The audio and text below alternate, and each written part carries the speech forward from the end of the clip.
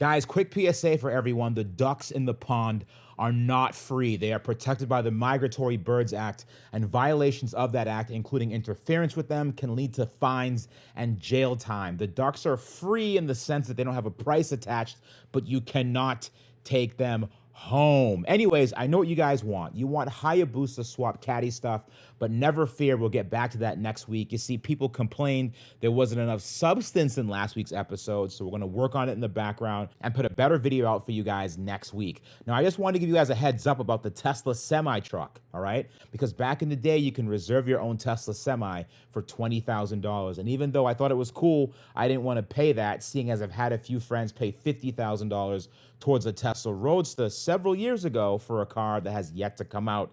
And had they invested that $50,000, well, you already know. But anyways, a friend placed a non-refundable order, and when he got the reservation, it was for a VIN number in the low 60s, which means that Tesla hasn't made 60 of them yet. They're probably somewhere in the 30s, and even then, I'm sure Pepsi and UPS take precedence over a regular consumer anyway, so you likely will not see one anytime soon. But today I learned that there are alternatives.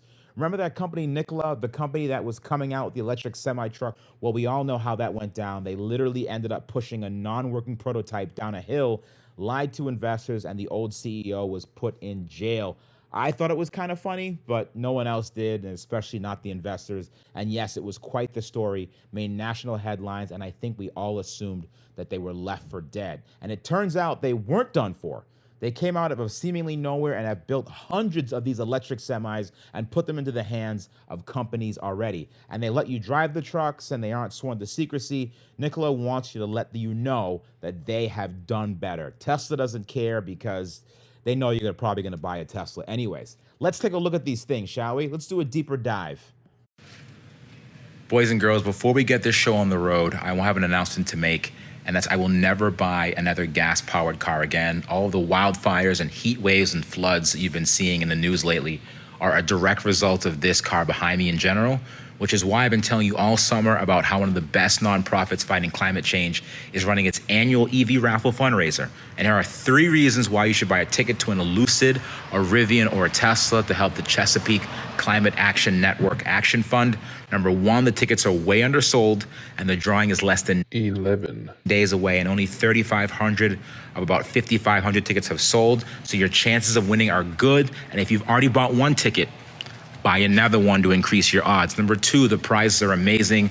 The Lucid Air Grand Touring has a 500-mile battery and a total value of $138,000. And the winner can also choose a Rivian SUV, or a truck, plus 10 years worth of free charging, or a Tesla Model X Plaid.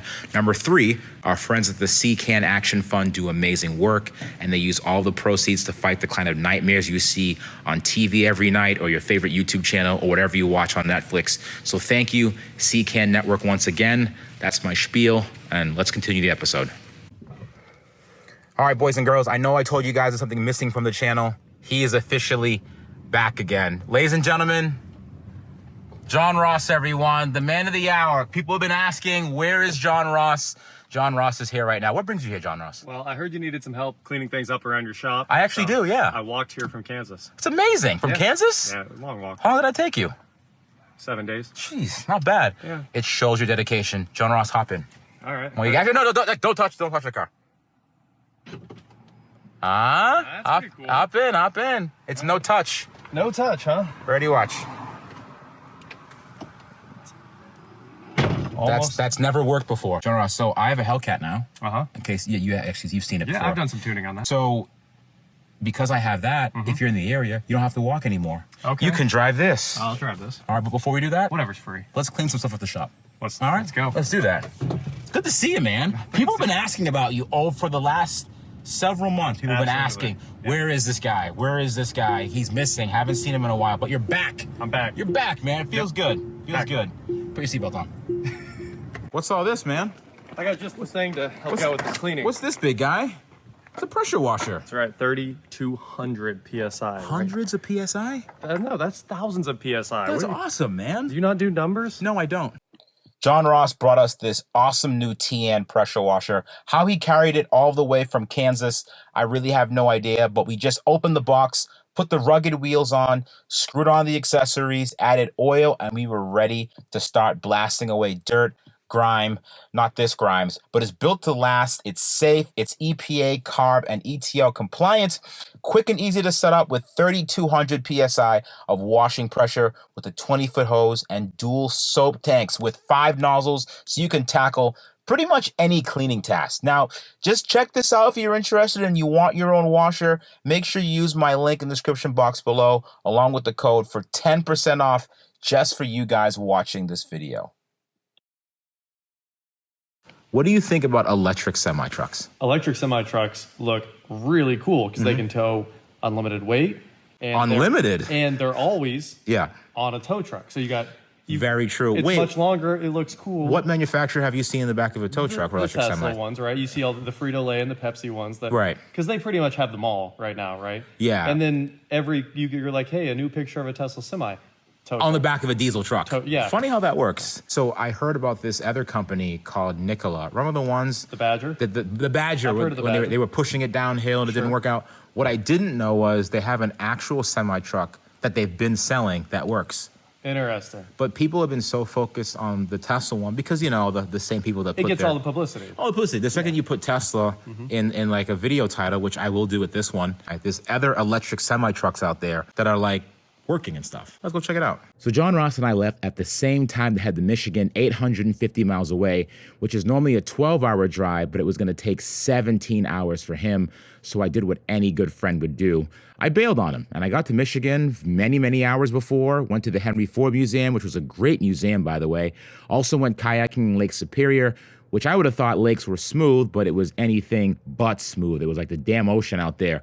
So I got to the event, and I had my 2 buddies come with me. First buddy was Zach from TMS Diesel. He owns a diesel repair and maintenance company in New Hampshire. He works on light duty all the way to semi-trucks and tractors. And also Josh, a good friend of mine, who's actually the one that tells me all about the upcoming events that have free food. So you need a CDL to drive this thing, and Zach has his, and he's also super skeptical of everything and has actually driven semi-trucks. So who better to drive this thing first? Thank you very much, sir. Panels on the other side. All right. Yeah. Okay. Thank you. Can adjust your steering wheel on the bottom is the... And then I'm gonna release the tractor brakes. And I'm gonna put her in D.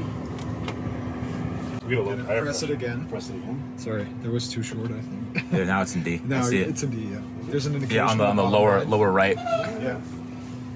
All right, give me some initial thoughts so far. How you feeling? How would this be different in a diesel truck? I'd have already shifted it 11 times. And lots of noise. Yeah, definitely noise. It's hard to tell because it doesn't feel very heavy. Yeah, you're towing about, I think, 70,000 pounds right now. Oh, I thought it was like Yeah. 40,000. No, truck, it was that's truck and 40 on the trailer, weight yeah. with the gross of it. Oh, I gotcha. Yeah. So how much does this truck weigh? It's 29,000 pounds roughly. Okay. 29,200. And that's- So you have okay. 6 levels. Yep, that's You're all now the at the way up. highest level at the moment. You can put it down. But So the nice that thing that is... feels pretty comparable to like a Jake. It's A Jake? Yeah. Okay. And it's charging the batteries. Correct. Yeah. And that's how And it it's not was like... designed.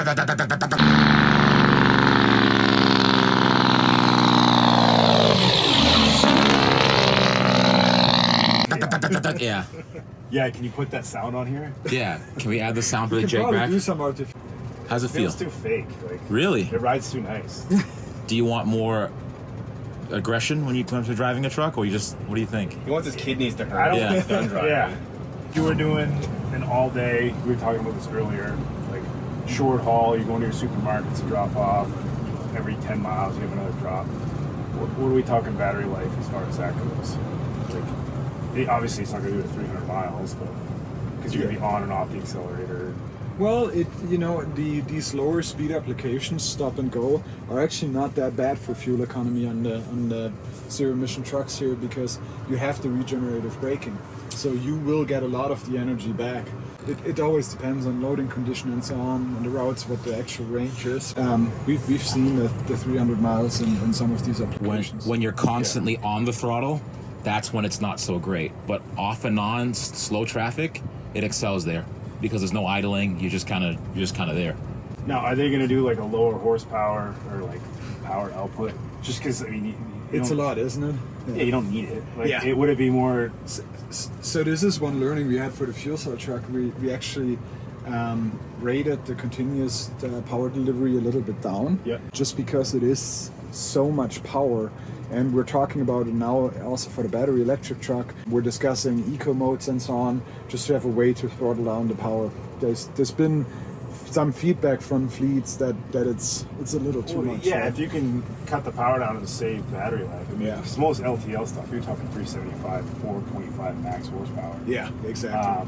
So comparing that to this is stupid. It's like Yeah, comparing I mean, when you Corvette accelerated to back there, Yep. you had about a peak delivery of over 1,000 horsepower. Yeah, So- that's neat. It's cool. And obviously, there's situations where it's really advantageous when you're talking about passing or getting an on-ramp. So Are we if bringing you it in or want, doing another lap, or- we can also do a hot swap, and I can take you a lap. It's good to see an excited man get in the driver's seat. We're going to go for a ride here. You know what? I am so excited. You're in a better position to I crash used it to than I work in passenger car applications quite a bit. Yeah. Worked on sports cars, 918 Spider, P1. Oh, really? That's some P1 Ferrari and stuff. Really? So I've driven these vehicles, and I can tell you this is the most exciting vehicle to drive. Oh, this is I actually. just love it. Wait till you drive the unloaded one. Oh, exactly. That's going to be insane. You don't this put is- the tire, you didn't try. Yeah, this is crazy. So again, never driven a diesel truck before. Can you do this in like one of those big Peterbilts and stuff like that, big Mack trucks? You could probably whip around like this, but like accelerate like this right Like this? here. Yeah, this feels like this is insane. Yeah, you need a big power. It's smooth too because even the automatics, they're still shifting. Oh, you know? still have Yep. shift You have to motion, do it Yeah. and all walking that. back and forth. So this is a huge advantage, and drivers have been commenting a lot about that. The whole vibration part of it, right? You know what? Shifting the diesel engine rattling. You and ever, everything. drive a side by side or anything like that? Yeah. The centrifugal. It's very similar to that. Yeah. Even for this, driver fatigue is like zero. You're not shaking. It's not vibrating. It's just like you're just sitting there doing I nothing. think it'd be so relaxing that you'd probably Fall asleep. Those. But Yeah. the big question, does it have any games? Oh yeah, what do you play on? Then? Yeah. any Yeah. games? What apps can I? Some other electric Yeah. car companies have games. Yeah. You just use the steering We're not wheel. gonna name names, Here's but you the could- difference, yeah. right? This is a working tool. Oh. We're not distracted. So. What kind of trucker games would we want? Are they gonna put like So we have Bluetooth, obviously. You can play your music and stuff.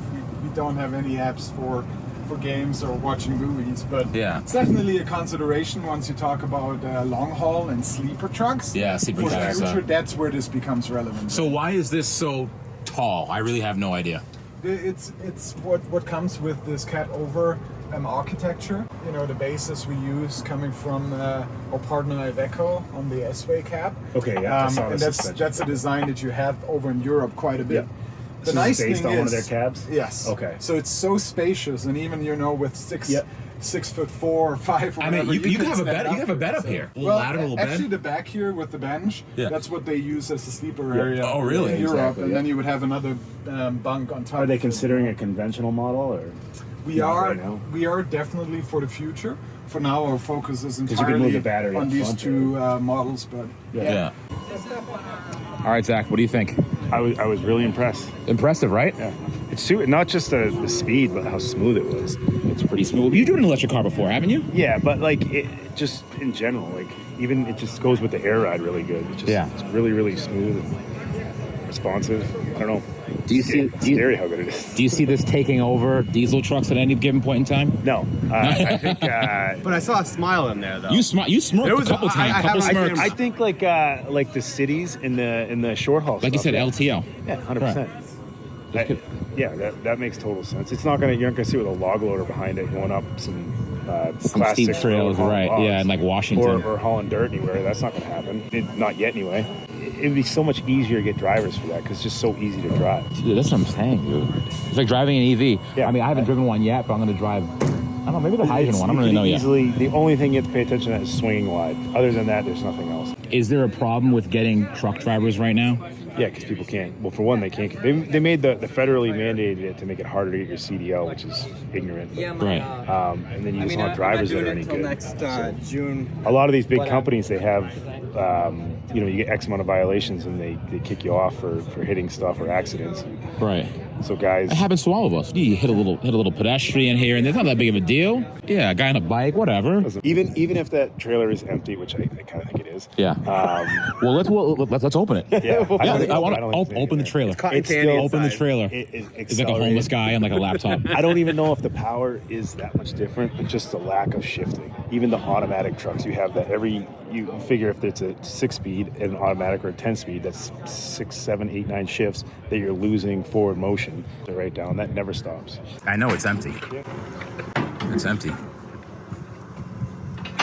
Oh, there's stuff in it. Okay. 2 forklifts. There's stuff in it. Okay. A couple of plastic forklifts. Plastic, yeah. Can I pull those out? Make sure they're functional forklifts. The green screen. Could you bite it? Oh, there we go. Okay. So Just making sure. Yeah. go in, make sure it's an extra forklift. Yeah. No. I you know what? No. Hold on. 13,000 pounds. What's up? Yeah, it's real. It's real. It's real. I think. These are electric. These are electric too. Probably 15,000 pounds a piece. That's this.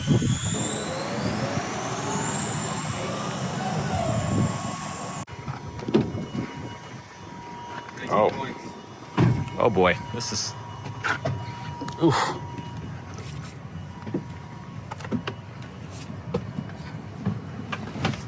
Where's the button I push to close the door for me? Oh. Working on that one. Yeah.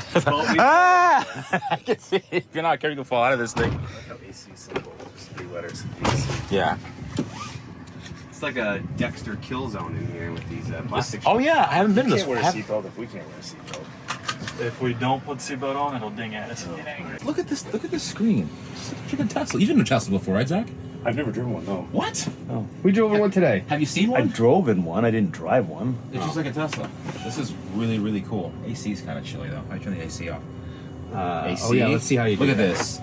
Look how intuitive this is. AC, no thanks. 68, fan speed. Look at this. Does it have a dance mode? Oh, does it have the light show mode? I don't know if it has that or not. 30. This looks very similar That to. screen's gonna get people killed. Why? Is it too big? Yeah, what's going on? Oh, look at Well, no, actually, Zach, you can't say that because I've been in one of those Peterbilt trucks. There are 974 Yeah, pages no, you're you're right. staring at. And how do you know in those trucks? You How do you? don't. They just have them on there. Nobody knows what they mean. Yeah. Yeah. Half of them don't even work. It's like 3/4 of it. I don't know what this means. There's like a storage unit. Oh shoot! Look at this. Oh, What is that? That's like a little fridge. cup holders. Look at this. It is a fridge. It's a cooler. That's pretty wild. Yeah. This is cool. All That's right. quite the first time truck to drive. Seriously. So, 2 things before you get started. Oh. Well, no, you're fine. Your regen stock isn't off. Oh, So- I need a little bit. Yeah. Yep.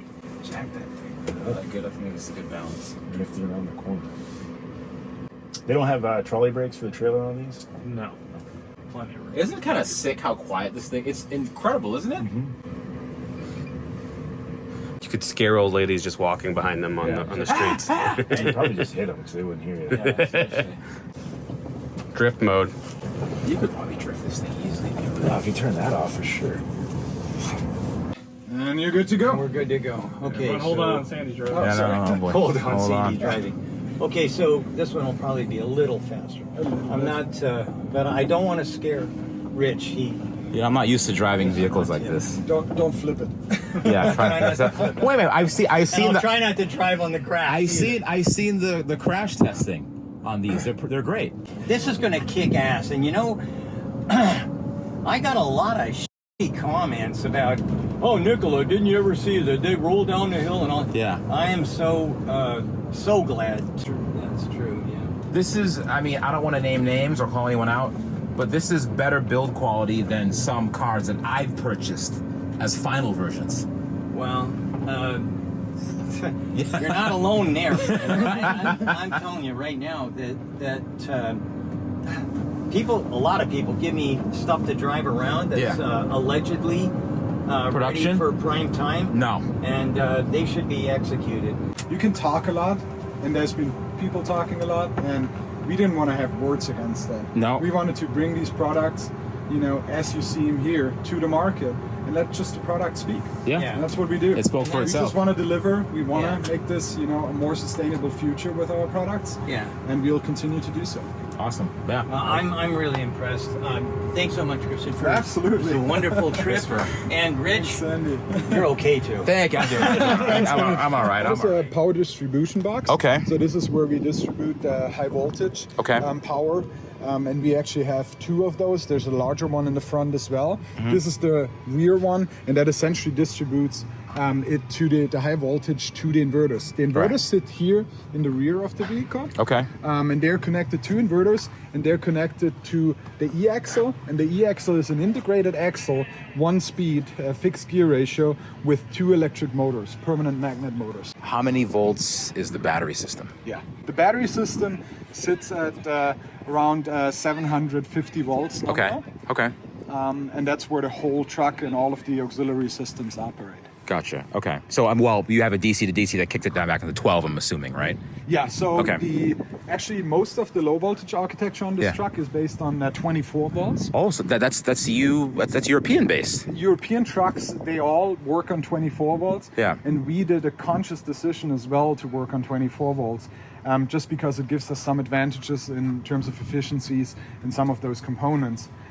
We do have low voltage batteries in this truck as well, but we also have DC-DC converters that then convert the 700 volts basis to the 24 volts. For your DC-DC converters, your inverters, power distribution boxes, are those all developed and designed in-house? Yeah, so we're working with a lot of suppliers on some of these components and systems. For example, one that's very well known, we started collaboration early, is Robert Bosch. Bosch, yes, of the course. biggest automotive supplier, very experienced also with electric powertrains. They're in everything, so Bosch. They're in everything, yes. Right. And they're supplying, for example, the inverters, but then the high voltage distribution boxes, they were all designed in-house at Nikola. Yeah. And then we're working with, at the moment, with companies to manufacture those components. I see. But those were designs that were done in-house.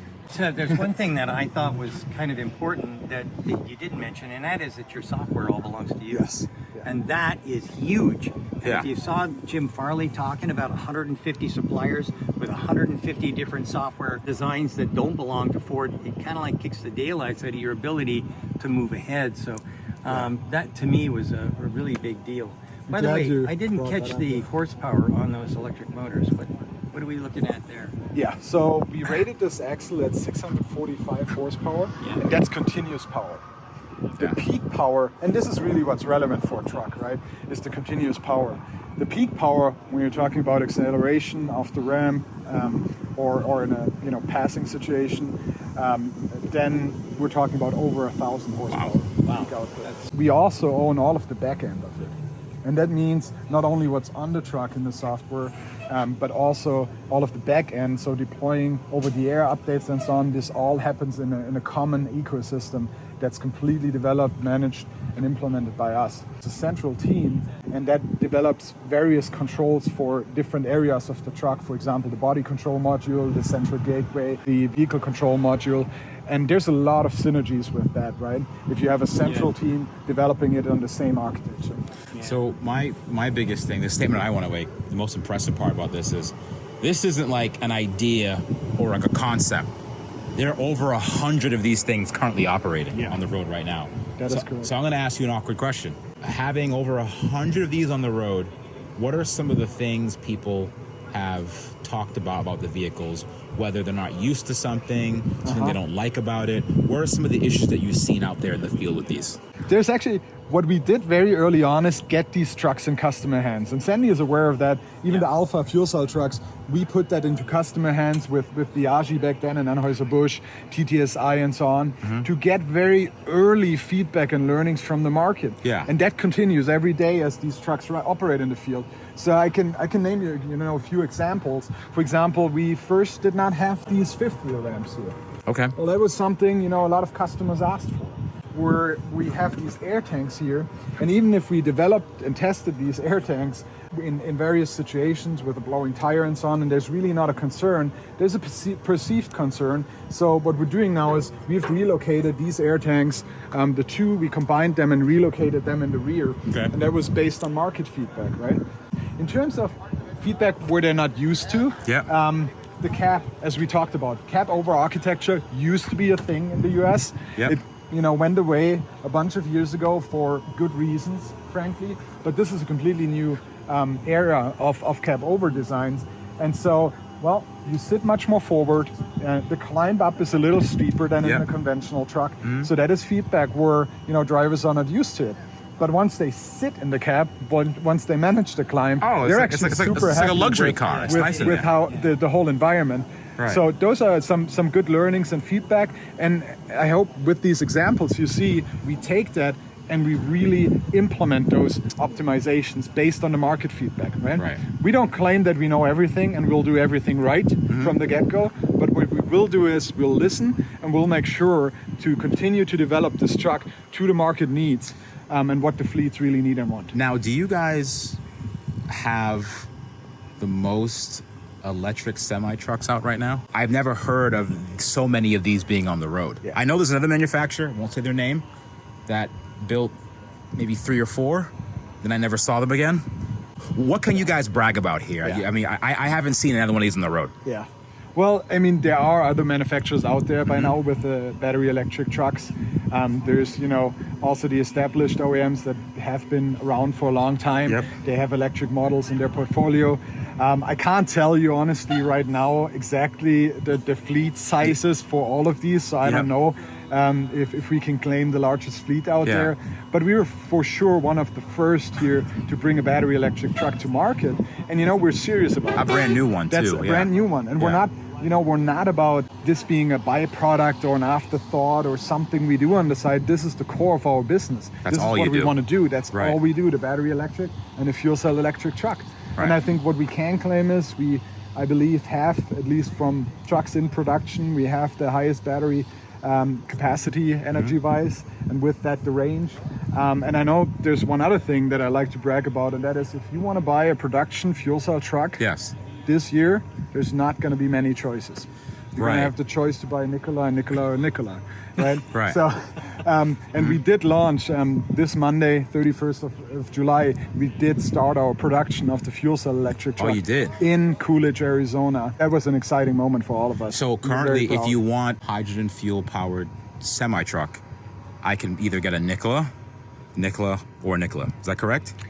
Well, as far as I know, Right. you want to buy a production truck, that's your Right. choices. There's obviously everyone who's doing demo projects, Right. and there's trucks out there again. Don't want to discredit that, and I'm actually glad that everyone's joining in this Of course, revolution. right. One of my biggest things on my channel, Sandy's as well, is serviceability and the ability to actually repair the vehicles, right? Yeah. So I see that there's 9 battery modules here. Yeah. In time, if there's an issue with the battery, can these be replaced individually, these modules? Absolutely. Really? That's why we developed this modular architecture. I love it. So all of those packs are in parallel. Yep. Which means, and you can see that here, right? You take off the deck plate, and then they're all individually mounted. So we can literally take out a pack. We would take it out from the top, take it out, and replace the pack. Really? And it's fairly simple. Okay. Have you had to do any pack replacements yet? Yeah, we absolutely. In the beginning, obviously, you always find early issues. So when we did, for example, all of our testing in the prototype vehicles and so on, we had situations where we replaced packs. Whose packs are they? Whose batteries are you using now? We're using the packs that were formerly developed by Romeo Power Systems. Yeah, that's what I. And then when we took that ownership of the battery, that's essentially an in-house battery now that we will also continue to manufacture. How about the motors?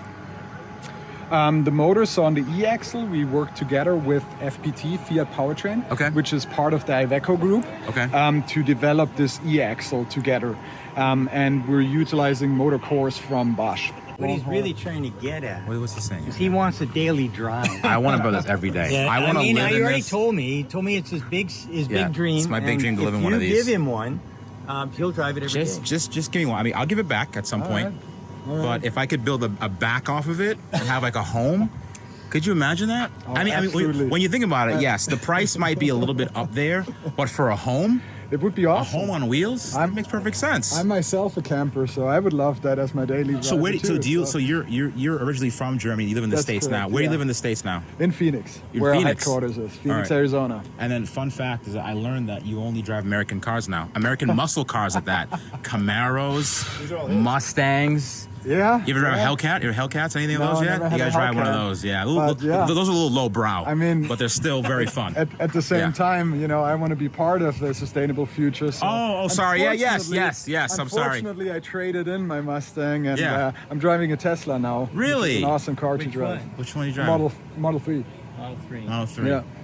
Oh, you're just like everyone else. Congratulations, Like man. everyone else. Congratulations, man. So yeah, Nikola seems pretty promising now. I know that there's other companies out there too. I believe Edison Motors has an electric semi-truck up there as well in Canada. But in terms of the technology, it's great. But for now, it's better suited for shorter distance trucking, which is exactly what Pepsi uses their Tesla semi-fleet for. They have about 8 to 12 local loads a day. And when they come back to charge at the distribution center, they're fully charged for the next day's haul. Now, I don't know where they are yet for long distance trucking, as the electric infrastructure has not been fully built out yet. And even Pepsi said that there was an enormous investment getting enough charging to charge multiple semis at the same time. But I think it's cool. Nikola has a working hydrogen one as well that looks like it's from another planet. The hydrogen one, however, is significantly more expensive than the electric one. As far as I know, I could be wrong about this, hydrogen's about the same price as diesel, but pricing is where the real question comes in. These are around double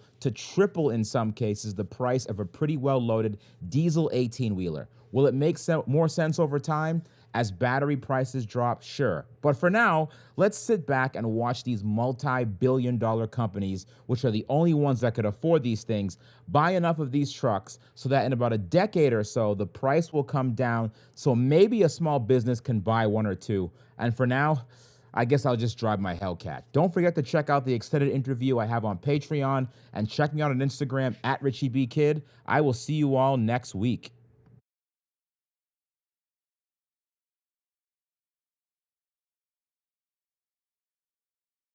It's the other door. You're right. It's center. We got John Ross here and Joey and John, I think. We did this for. What's this? We did this for Joey. It's Christmas. Oh, no. This is the dumbest. Everyone needs to see this once in their life. That's and not then, true. And then never That's again. not true. Once. Goes.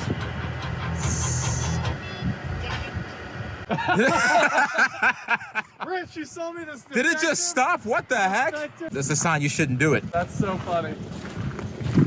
Did it detect something? Yeah, it says optical detected. We don't have to see it again. Yeah. I just want to point out that the Rivian needs none of this gimmicky stuff. You just get in the Rivian, the tonneau cover breaks, and you just go. You borrowed the Model X. I did. For what, a night and a half? Yeah, I was 2 gonna nights? walk home now. Actually, no. The condition you're turning this XB in was not this. They're actually a lot worse than I thought it would be. The scratches there. No. The scratches there. These are on the disclosure on the rental form. I'm sorry, man. I will give you some credit though, Okay. because when the last person that used the Rivian brought it back, it was destroyed. Yeah. This actually isn't that bad at all. Well, I'm the wrong gender. Here, I want to show you this Model X. Uh-huh. I'm going to sell it to you right now, okay? Listen to Okay. me carefully. It has seating for up to 6 people. Okay. More if you're a little bit on the slimmer side. Sure. So in states like Kansas, you probably don't have to have seatbelts for everyone. Probably not. Also, this has free supercharging. Elon Musk hates these cars. Okay. He hates them because they still cost the company money. Yeah. And you could literally drive this thing for free because apparently there's zero maintenance on these cars. No spark plug and oil changes. It saves me a lot of money. Think I about guess. this for a second. This is the first argument that EV people make. I'm an EV person. Me too. You're going to buy this $100,000 SUV Sure. and you could save upwards of $50 to $75 per year, annually, on oil changes. No oil. Think about that. Yeah. One of the biggest things that people that drive gas cars, like Joey has a gas truck. Joey's biggest issue right now, he's thinking to himself, he has a really nice truck. He has to continuously worry about when the next oil change for that truck is coming up. How much is an oil change for that truck, Joey? $50. $50. It's crazy. $50. What, annually? No. Twice a year? Probably 5 times a year. Five times. I drive What are you trying? I got 30,000. Anyways, for the average consumer that's not Joey, Yep. you got to do like a whole oil change a year. Right. Which is insane. Sometimes less. No oil changes on this thing, right? And also, like I said before, free charging, brand new tires. Okay. These are LH10s. Okay. They're made by Lionheart. Oh, I was like, I thought they were Lionheart, but Lionheart 10, it's got 10 hearts of lions on it. Exactly. 10 Lionhearts on this. Okay. I think they're made in China. Not sure. People will talk trash about Chinese tires all the time. Quick story for you. My friend married a Chinese woman. Lovely woman. Got along great. Had kids. Great people. They got divorced. Sure. But the point of this is, Yeah, what's that have to do with you this? you can fall in love with this. Okay. It will last some time, but not forever. All right. So what I'm saying is, when you get to Michigan, where are you from again? Kansas. When you get to Kansas, replace all 4 tires. Okay. Immediately. They probably won't last These that are brand long. new. Those are brand new. They will not last that long. Okay. Was that 2,000 miles? Yeah, it's 2,500 miles? 1,600, 1,700. Right? Yeah, no, you won't make it that far. You're going to the rear end. That's a fixed wing. I was hoping that you would have the powered wings. They had the powered wing. Sure. They stopped the powered wing because it wasn't working out for them. They're still learning. This was like definitely an experimental car. Now it is Tesla's worst seller. I mean, they still have it just to kind of have a bigger SUV. Now makes the Y and the 3 are absolutely That way destroying they can this say thing. they have a complete model line. Also, door alignment issues every once in a while. Maybe once a week, you might have to take the door off and just to align it. Not a big deal. It doesn't weigh much. You just buy that? Yeah? He just bought it, yeah. He just bought it. Sucker. Thank you, sir. Yeah. What happened with the i8, by the way? I sold the i8. Why'd you sell it? I planned on keeping that car forever because Yeah. it was so cheap and Yep. it's amazing to drive. Yeah, it's a great And car. it never really had a single issue, so there was no videos to make. Oh. So I sold the i8. Oh, that's a shame, It sat in the man. garage for like 2 months without getting driven. But you made some videos on it. Yeah, I did, You know, I did. you made some videos. People enjoyed the videos. I think loved they were the pretty car. good. Everyone else loved the car. I cannot tell you how many people stopped me to take pictures with that car. Really? Oh, yeah. It never ended. You mean with the cars and like you're in the picture too, or No, no? Okay, no. just of the car itself. Yeah, I'd get out of their way. I used to go to the bank, but not anymore. I don't have any money left. Sure. There was this woman that worked there, and she used to wear a different outfit every day. Yeah. She'd want to come out to the i8 and take a different photo. She was great. You know, we dated for a while, had a couple kids. Cool. It was really good. Yeah. Really good experience. We don't talk anymore. Yeah. But these things happen. Just like you sold the i8. Yes. I got out of that relationship. You got out of your relationship with the i8. Yeah. Look at this. I don't know if you press the button or not, but sometimes the doors will open on their own. Well, this was telepathic. Okay, well, if don't do that telepathically, there's been a couple times where the door opened on its own all night long, and there was like a soup kitchen in here afterwards. Okay. But other than that, it's a great car.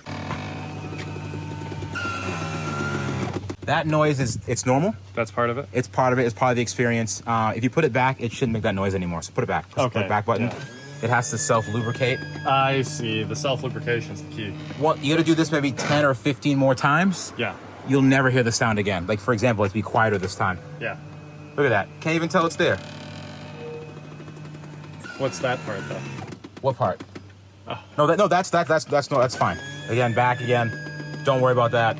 It needs to be oiled. Yeah. You got to remove. That noise you're hearing is really this. That's all that is. If you take those out, it'll be totally fine. I see. They recommend oiling the seats And the floor mats? every 300 miles or so. Okay. And then once you oil them, that sound will go away.